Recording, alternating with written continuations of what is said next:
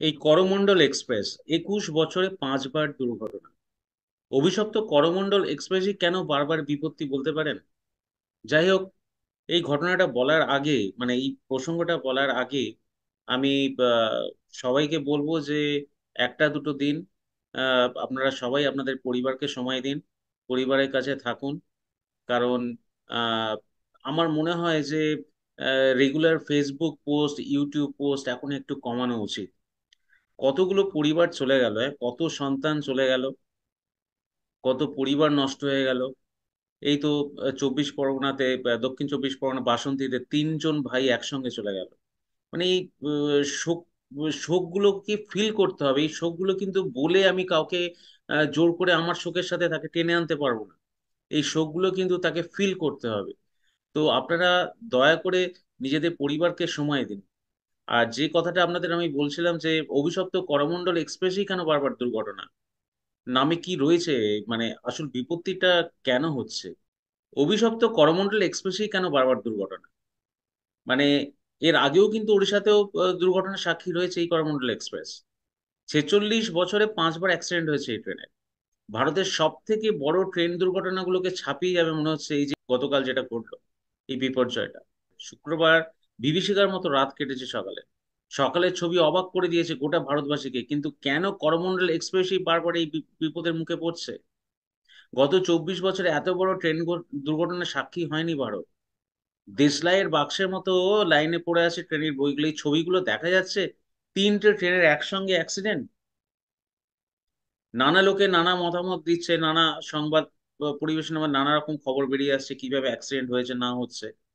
কিন্তু সেগুলো বড় কথা নয়, যেভাবেই অ্যাক্সিডেন্ট হোক, যত টাকায় সরকার তাদেরকে কম্পেনসেশন দিক।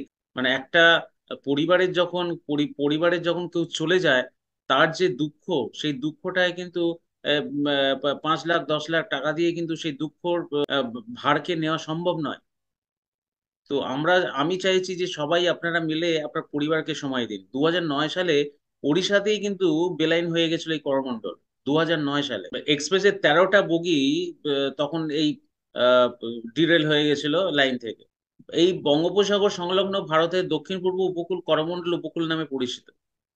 বলা হয় এই ট্রেনের যাত্রা সেদিকেই, তাই এর নাম রাখা হয়েছিল করমণ্ডল এক্সপ্রেস। হাওড়ার শালিমার স্টেশন থেকে সোজা চেন্নাই, এই যে 1659 কিলোমিটার দূরত্ব যায় এই ট্রেনটা, যে যায় 130 কিলোমিটার গতিবেগে কভার করে এই ট্রেনটা। এক্সপ্রেস ট্রেন মানে এমন একটা ট্রেন এটা, যার উৎপত্তি স্থল এবং গন্তব্য স্টেশনগুলির মধ্যে খুব কম স্টপে, সেই হচ্ছে করমণ্ডল এক্সপ্রেস। এরকম ধরনের বেশ কিছু এক্সপ্রেস বার হয়েছিল, যেমন গীতাঞ্জলি। হ্যাঁ, তো এই যে ট্রেনগুলো এই 130 কিলোমিটার গতিবেগে কনস্ট্যান্ট যে স্পিড রাখে, অল্প একটু ভুল হলে যে কি পরিণতি হয়, তার মাসুল মানে কে দেবে? করমণ্ডল এক্সপ্রেসের দুর্ঘটনার রেকর্ডও সেই লেভেলে। 2009 সালের কথা অনেকেই জানলেও জানেন কি যে 2009 সালের আগেও 2002 সালে প্রথম দুর্ঘটনার মুখে পড়েছিল করমণ্ডল এক্সপ্রেস। 15ই মার্চ দুপুর 2:40 নাগাদ, 2002 সালের কথা বলছি, 15 মার্চ 2002-তে, দুপুর তখন 2:40, তামিলনাড়ুর নেল্লোরে লাইনচ্যুত হয় এই করমণ্ডল এক্সপ্রেস। 7টি কামরার লাইনচ্যুত হয়েছিল সেদিন। সেবার 100 জন যাত্রী জখম হয়েছিলেন। জানা যায় চেন্নাই ও বিজয়ওয়াড়ার মাঝখানে থাকা রেলওয়ে ট্র্যাকের গন্ডগোলের জন্য দুর্ঘটনা। সে অনেক কিছু জানা যায়, অনেক কিছু খবরে বেরিয়ে আসে, অনেক কিছু খবর আসে না, আমরা কিন্তু জানতে পারি না। এই যে এই এই কেন যে এই দুর্ঘটনা হলো, সেই রিপোর্ট কিন্তু আমরা পরে আর জানতে পারবো। এরপর ওই 2002 সালের পর কিন্তু 2009 সালে 13ই ফেব্রুয়ারি ওড়িশার জাজপুর কেওনঝাড় রোডের কাছে বেলাইন হয় আবার এই করমণ্ডল এক্সপ্রেস। কমপক্ষে 15 জনের মৃত্যু হয়েছিল সেবারে। দুর্ঘটনার সময় ট্রেনটির গতি ছিল 115 কিলোমিটার প্রতি ঘন্টা, কিন্তু আজকে কিন্তু ফাস্ট ট্র্যাক কিন্তু আরো ফাস্ট হয়ে গেছে। এখন যে কোনো এক্সপ্রেস সুপারফাস্ট ট্রেন, তারা কিন্তু 130 128 এই স্পিড কিন্তু তাদের পারমিসেবল স্পিডের মধ্যে পড়ে। যেটা আজ থেকে 10 বছর আগে 115 110 100, ইভেন রাজধানী এক্সপ্রেসও কিন্তু এর ওপরে স্পিড তুলতো না। এখন নর্মাল সুপারফাস্ট ট্রেনগুলো কিন্তু 128 130-এ যায়। তো এই 2009 সালে 13ই ফেব্রুয়ারি মানে 15 জনের মৃত্যু হয়েছিল এই জাজপুর কেওনঝাড় রোড, যেটা উড়িষ্যাতে। ঠিক 3 বছর পর আবার বিপর্যয়। 2009, 2009-এর পরে আবার 2012, 2012 সালে 14ই জানুয়ারি, 2012 সালে 14ই জানুয়ারি করমন্ডল এক্সপ্রেসে আবার দুর্ঘটনা। এটা লিঙ্গরা স্টেশনের কাছে চেন্নাই হাওড়া করমন্ডল এক্সপ্রেসের সাধারণ কামরায় আগুন লেগে গেছিল।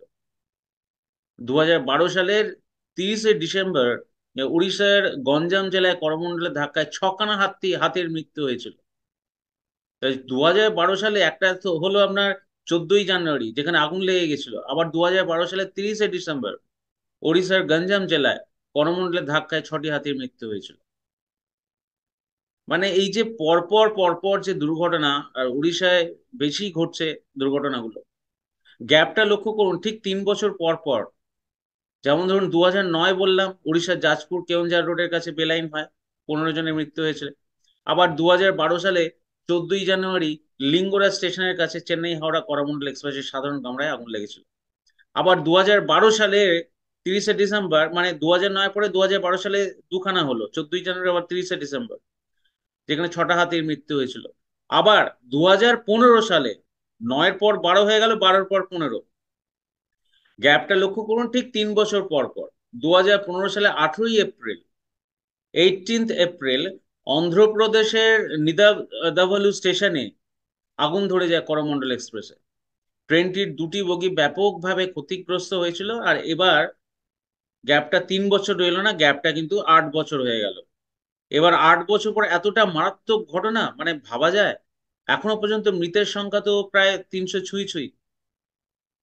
অনেকে বলছেন হয়তো এটা ভারতের সব থেকে বড় ট্রেন অ্যাক্সিডেন্টের মধ্যে ফেলা যাবে এই অ্যাক্সিডেন্টটাকে, মানে কাউন্ট হবে। 1981 এবং 1995 ট্রেন দুর্ঘটনা, সেইগুলো কিন্তু সকলের জানা আছে, বিশাল অ্যাক্সিডেন্ট হয়েছিল। তার থেকেও কিন্তু এটা বলছে যে এই অ্যাক্সিডেন্টটা আরো বেশি আকারে অ্যাক্সিডেন্ট হয়েছে, এর ইন্টেন্সিটি অনেক বেশি ছিল। তো আমি এতগুলো কথা বলছি এই জন্যই যে মানে আমি নিজেরই ভাষা হারিয়ে ফেলছি, মানে কিভাবে আমি বিষয়টাকে ব্যক্ত করব আপনাদের কাছে, আর কিভাবে আমি খুব ফুল লেন্থে কথা বলবো। কারণ এগুলো সমস্ত সমস্ত কিন্তু স্ট্যাটিস্টিক্স নিয়ে কথা বলতে হয়। তো অল্প কিছু যেটুকু জেনেছি, যেটুকু পড়েছি, বা যেটা আমরা এক্সপিরিয়েন্স করেছি ছোটবেলায় বা কম বয়সে, সেই জায়গা থেকে আমরা অনেকগুলো অ্যাক্সিডেন্ট দেখেছি। সব অ্যাক্সিডেন্ট কথা আজকে মনে নেই, কিন্তু সেই সময়কার লোকাল ট্রেন অ্যাক্সিডেন্ট হয়েছিল হাওড়াতে ঢোকার ঠিক মুখে, লিলু আকাশ শেডে। হ্যাঁ, সেসব কথা কিন্তু এখনো আজও মনে পড়ে। তো আজকে এই গতকাল অ্যাক্সিডেন্টে পড়ে আজকে যে পরিস্থিতি, আমরা চাইবো যে সকলে একটুখানি ফ্যামিলির কাছে থাকুন। কালকে রবিবার, আমি আজকে শনিবার আপনাদের এই আহ, কথাগুলো বলছি। তো এই রাত্রি 9টার সময় আমি আমাদের এই কথাগুলো বলছি। কালকে রবিবার, সকলে একটু নিজের ফ্যামিলিকে সময় দিন, ফ্যামিলির কাছে থাকুন। হ্যাঁ, কারণ আমি জানি আপনাদের সকলে সুস্থ আছে, সকলে ভালো থাকবেও, কিন্তু যারা চলে গেছে তাদের জন্য একটু আহ কামনা করুন যে তাদের যাতে, যারা আহত হয়ে আছে তারা যাতে খুব তাড়াতাড়ি সুস্থ হয়।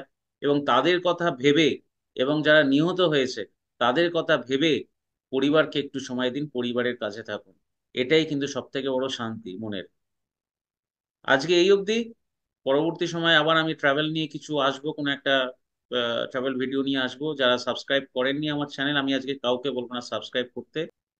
যাই হোক, পরের দিন আবার দেখা হচ্ছে অন্য কোনো এপিসোড।